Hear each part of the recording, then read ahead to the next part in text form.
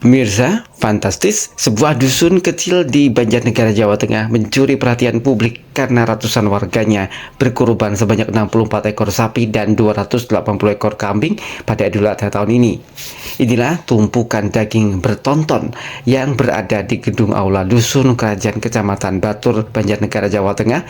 Daging korban sapi sebanyak 8.000 bungkus berasal dari 197 ekor sapi dan 323 ekor kambing merupakan jumlah total hewan kurban berasal dari warga satu desa. Banyaknya daging kurban tak hanya dibagikan ke warga desa seperti Kabupaten Wonosobo dan beberapa kabupaten lainnya. Menurut panitia kurban Idul Adha, melimpahnya hewan kurban karena ratusan warganya memiliki kebiasaan yang sangat baik, yaitu menabung setiap harinya dalam setahun untuk bisa membeli hewan kurban.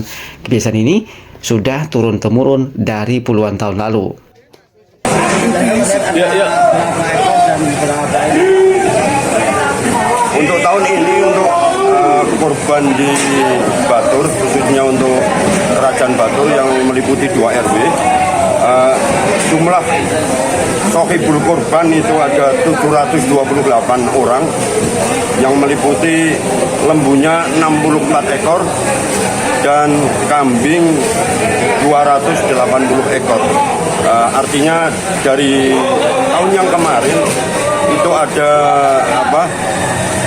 kelihatannya dari sisi jumlah ada pengurangan, namun demikian sebetulnya ini ada penambahan dari sohibul korbannya karena untuk tahun ini kita cuma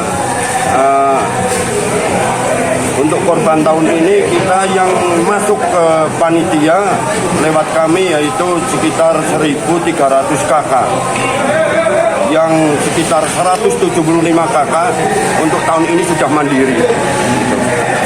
Jadi artinya sebetulnya kita nggak ada penurunan, masih ada penambahan sekitar kurang lebih 10 sohibul kurban untuk tahun ini. Gimana?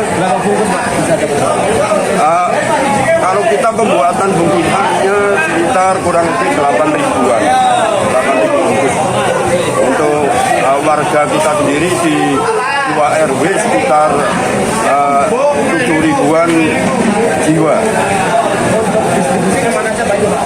Kalau untuk distribusi otomatis yang pertama kita distribusikan ke pedukuhan, selebihnya kita distribusikan ke luar daerah yaitu lewat Lazismu, baik Lazismu Wonosobo maupun Banjarnegara. Bagaimana kita saksikan bersama ini menjadi tradisi kita, dan alhamdulillah untuk tahun ini meskipun kita tahu bersama untuk perekonomian lagi memang sulit ya, cuma alhamdulillah dengan kesadaran yang cukup tinggi ini untuk skup desa Batur sampai dengan hari ini sudah masuk daftar untuk sapi 197, untuk kambing 523. Ini untuk satu kelurahan atau satu desa. Ini sudah tradisi dari mbah-mbah kita terdahulu. Hanya saja alhamdulillah kami bisa melanjutkan tradisi ini dan bahkan hampir setiap tahun ada peningkatan. Jadi di antara teknis saja ini tidak terasa memberatkan bagi sohibul korban, itu memang dari warga itu punya tradisi untuk menyisihkan atau menabung, dan itu terjadi daripada latar belakang mereka.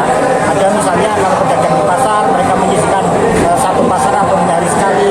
Untuk para petani ketika kala panen mereka menyisihkan. Kemudian untuk ASN atau pegawai karyawan swasta biasanya setiap mereka dapat tuntas atau gajian, mereka sisihkan untuk korban.